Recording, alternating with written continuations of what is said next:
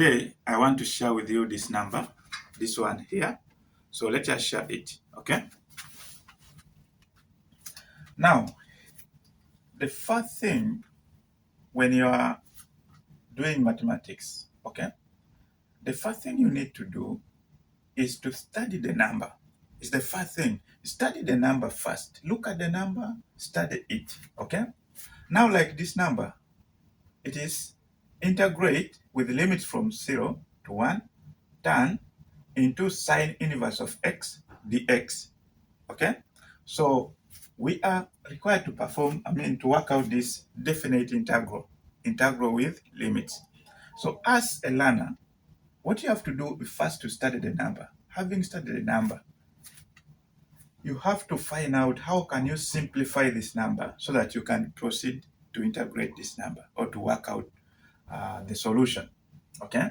So now, here, by studying this number, I can realize that what if I let a certain variable, maybe a certain letter, okay? Let us proceed. So, solution, okay? Solution. I said, by studying this number, what if I let a certain variable, let me say let, okay?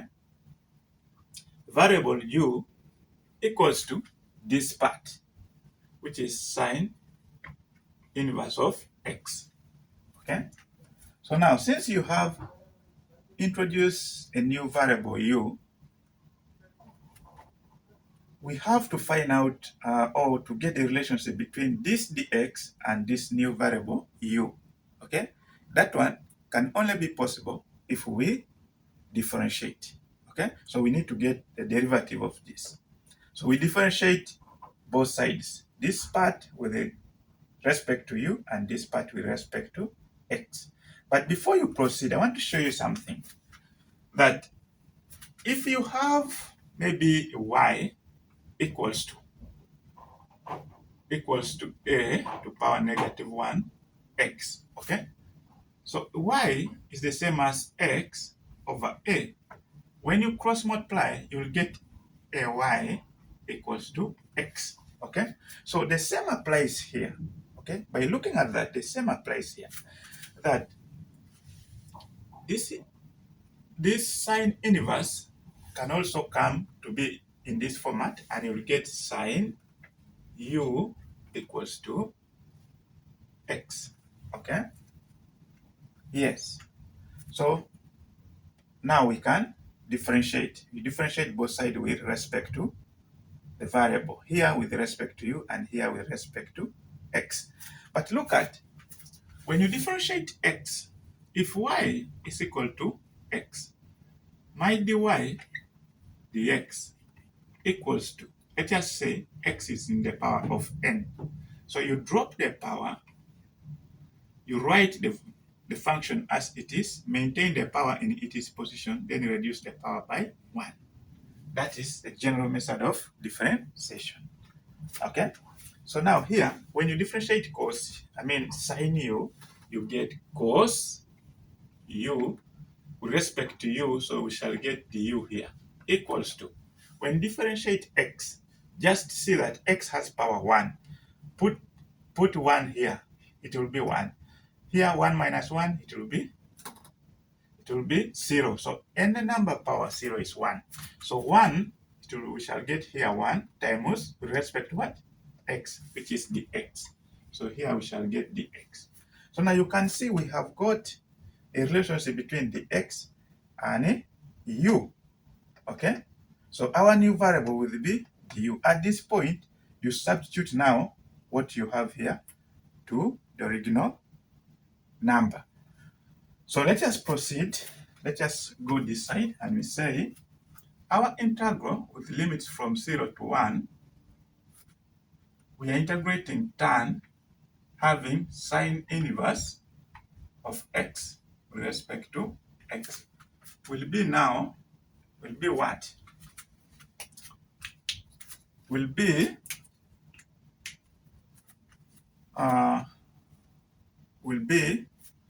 integral with the limits from 1. So we are changing the limits because we have a new variable. So let us say we are moving from x to u. When x is 0, because the limit here is 0, you put here when x is 0. Now you can use your calc that sine inverse of 0. You can ask yourself, which angle can a sine give a 0? Okay? Okay? Which angle can a sine give a 0? It is a 0 or 360 degrees. So we take the lower one, 0. And then another limit here, we have 1. So you put 1 here so that we get u. Which angle can a sine give 1? It is 90 degrees. So 90, here I use radians. 90 is the same as pi over 2. Okay? So now from here, we have now the new limits for u, which is 0 to pi over 2. So we have our tan, and the whole of this part is u. And then dx, this dx is cos u du. So here is cos u. Problem is my markup is not good. Here we have cos markup pen is not good, but let's just endure. Bear with me. Cos u du. Okay? So you can see that. So let's just proceed.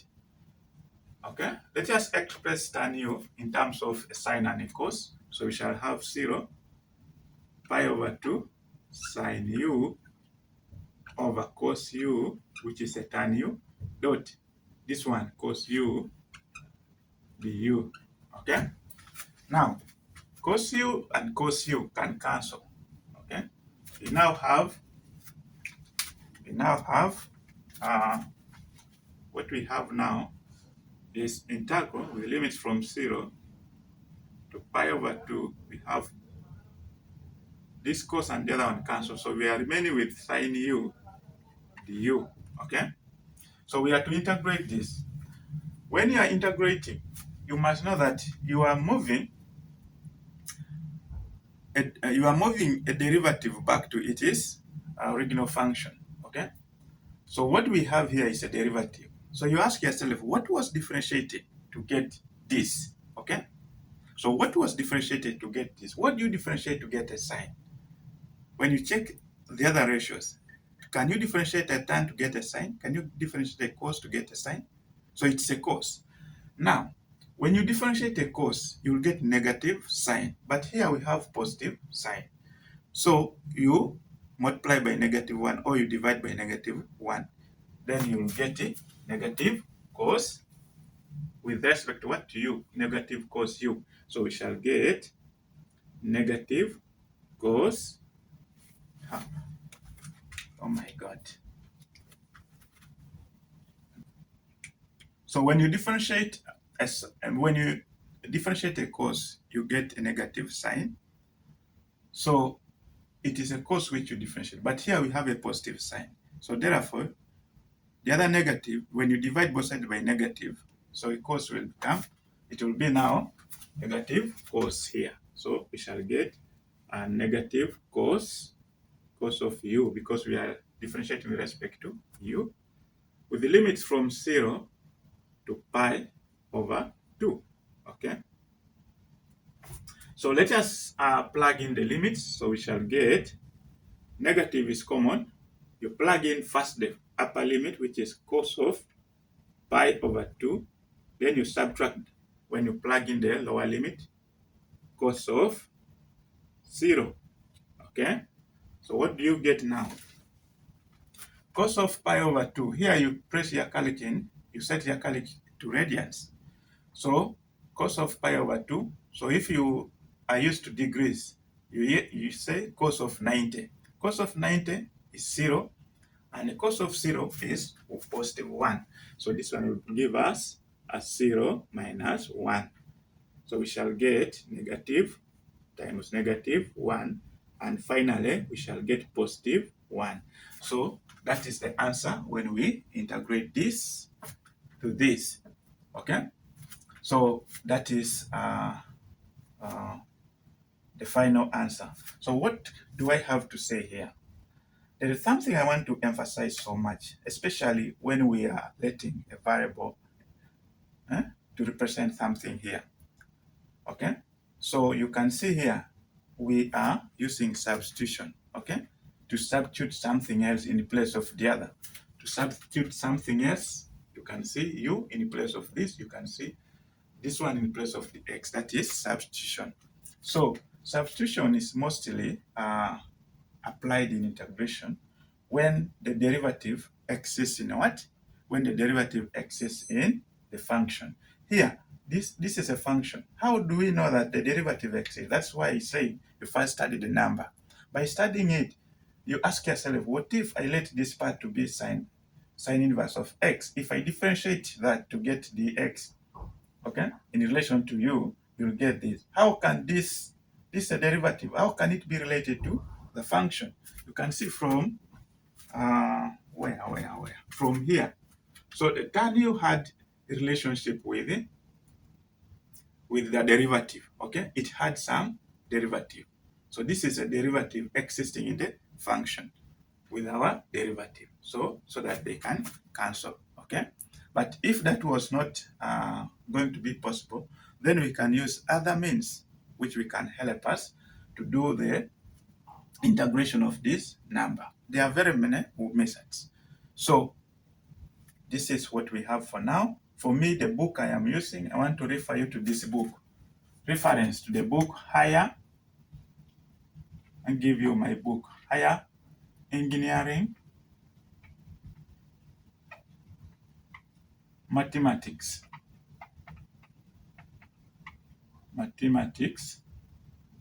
by John Budd. John Budd, 5th edition. So this book has everything I need in mathematics. Of course, there are other books also in higher school mathematics like Backhouse, or maybe in engineering mathematics like HK does. But to me, this is the best book for me. Others also are good, but this is the best for me. Thank you so much.